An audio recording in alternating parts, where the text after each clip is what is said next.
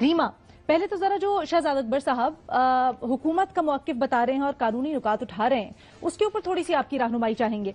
मुर्तज़ा अली शाह की स्टोरी के मुकाबले में वो कहते हैं जनाब, एक तो हमने स्टार्ट नहीं किया, ये हमने दरख्वास्त नहीं की थी हुकूमत बरतानिया से। दूसरा वो ये नुक्ता उठाते हैं कि हमने मदद तो की, लेकिन ये कहना कि जी उनको अकाउंट्स जो है शहबाज शरीफ के उनसे लिंक किया जा रहा है, ये दुरुस्त नहीं है। तो क्या आप समझती हैं जो वजाहत दी जा रही है शहजाद अकबर साहब की तरफ से वो काबिल कबूल है?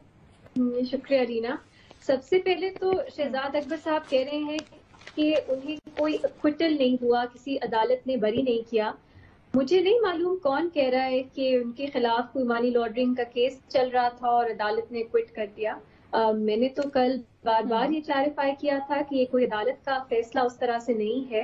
नेशनल क्राइम एजेंसी जो है वो एक तहकीकात उनकी थी, उन्होंने 21 मंथ्स तक अकाउंट्स फ्रोजन रखे, तहकीक की, उन्हें कुछ नहीं मिला आगे बढ़ने के लिए, तो उन्होंने कोर्ट में जाके कह दिया कि हमें मजीद अकाउंट्स फ्रीज करने की जरूरत नहीं है। कोर्ट ने कहा ठीक है, अकाउंट्स जो हैं वो अनफ्रीज हो जाएं। तो ये कहना कि मुझे नहीं मालूम कौन आर्ग्यू कर रहा है कि एक्विटल हुआ है और मनी लॉन्ड्रिंग का केस चल रहा था। दूसरी चीज ये कि किसने केस शुरू किया। एक मीटिंग हुई, सलीम शहजाद साहब जो नैब लाहौर के रिप्रेजेंटेटिव हैं, उनकी लंदन में नेशनल क्राइम एजेंसी के रिप्रेजेंटेटिव से मीटिंग हुई 10 दिसंबर को 2019 में। उन्होंने पूरा तफसील से बताया कि शहबाज शरीफ साहब जो हैं उनकी जायदाद, उनके असासे, उनके पैसे वो सब करप्शन की बुनियाद पे बनाए गए हैं और शरीफ खानदान ये कहता है कि ये इनहेरिटेड पैसे हैं लेकिन ये करप्शन से बनाए गए हैं। तो ये तो उनका मौक़िफ़ था नेशनल क्राइम एजेंसी के सामने। अब इसके बाद 19 दिसंबर को जो अकाउंट्स फ्रीजिंग ऑर्डर है वो मिल जाता है एनसीए को। तो अब मुझे नहीं मालूम ये केस किसने शुरू किया, मैंने डॉक्यूमेंट्स नहीं देखे। वो कह रहे हैं एक सस्पिशियस ट्रांजैक्शन पे हुआ, इसका भी कोई एविडेंस मौजूद नहीं है।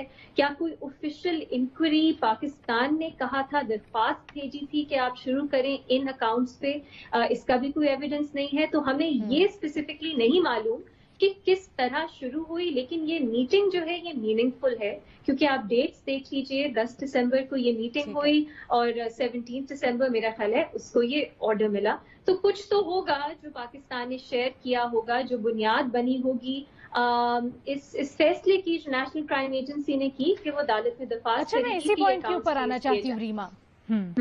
मैं इसी पॉइंट पे आना चाहती हूँ रीमा, जैसे हमने कल भी गुफ्तगू की। हाँ, ये वाला जो पॉइंट है कि पाकिस्तान ने अपनी जितनी मालूमात थी, जितनी यहाँ पर इनकी इन्वेस्टिगेशन हुई थी वो वहां पर शेयर की, लेकिन उसके बावजूद जब जो उनका तहकीकाती इदारा है वो केस को मजीद परसू करने का इरादा नहीं रखता, तो ये कानूनी तौर पर क्या सिग्निफाई करता है?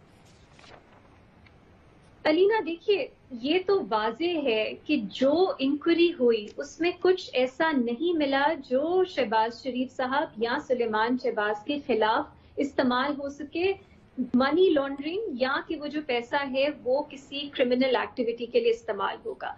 यहाँ तक तो वाजे है, इसको मेरा ख्याल है कोई चैलेंज नहीं कर सकता, क्योंकि अगर उनके पास कोई एविडेंस होता तो हमने कल भी ये बात की थी, या वो कहते कि ये फॉरफिट करें अकाउंट्स, पैसे, या वो क्रिमिनल प्रोसीडिंग्स शुरू करते। उन्होंने ये फैसला नहीं किया, उन्होंने मजीद वक्त भी नहीं मांगा अकाउंट्स को फ्रोजन रखने का। 24 मंथ्स की लिमिट होती है, 21 मंथ्स के बाद ये खत्म हो गया। इसका मतलब है उन्हें कोई उस तरह इंक्रिमिनेटिंग एविडेंस नहीं मिला। अच्छा, अब ये वो कहते हैं कि ये जो फैसला है अदालत का वो सिर्फ सुलेमान शहबाज के बारे में है, लेकिन हमें ये मालूम है कि शहबाज शरीफ साहब पे भी इंक्वायरी हुई। शहबाज शरीफ साहब ने कंटेस्ट नहीं की, उनसे जो भी इंफॉर्मेशन मांगी गई उन्होंने अपने बैंक्स को भी, जो भी अकाउंट्स थे, उन्होंने कहा कि आप मालूमात दें। उन्होंने कोऑपरेट किया इंक्वायरी के साथ। और एक कोई फ्लैट है शहबाज शरीफ साहब का जिसपे मजीद 2005 मेरा ख्याल है तब वो लिया, तब से शुरुआत हुई जो पूरी इंक्वायरी है उसकी, उसमें एक लोन था, उस पे भी तहकीक पूरी हुई। तो ये कहना कि शहबाज शरीफ साहब का तो कोई लेना देना ही नहीं है, ये गलत है। बहुत सी ऐसी चीजें हैं जो मनी ट्रेल की हम बात करते हैं ना, उस फ्लैट का मनी ट्रेल जो है वो शहबाज शरीफ साहब से मांगा गया انہوں نے کنونس کیا ہی ہوگا نیشنل کرائم ایجنسی کو، جو بات آگے نہیں بڑھی. اب زیادہ اہم بات کیا ہے کہ ہم پاکستان میں ہم نے نیریٹو بنایا ہے کہ شریف خاندان کی جو ساری پراپرٹیز، سارے اثاثے، سارے پیسے لندن میں ہیں، وہ کرپشن کے ہیں اور وہ پاکستان کے ہمارے ٹیکس پیئرز کا پیسہ ہے.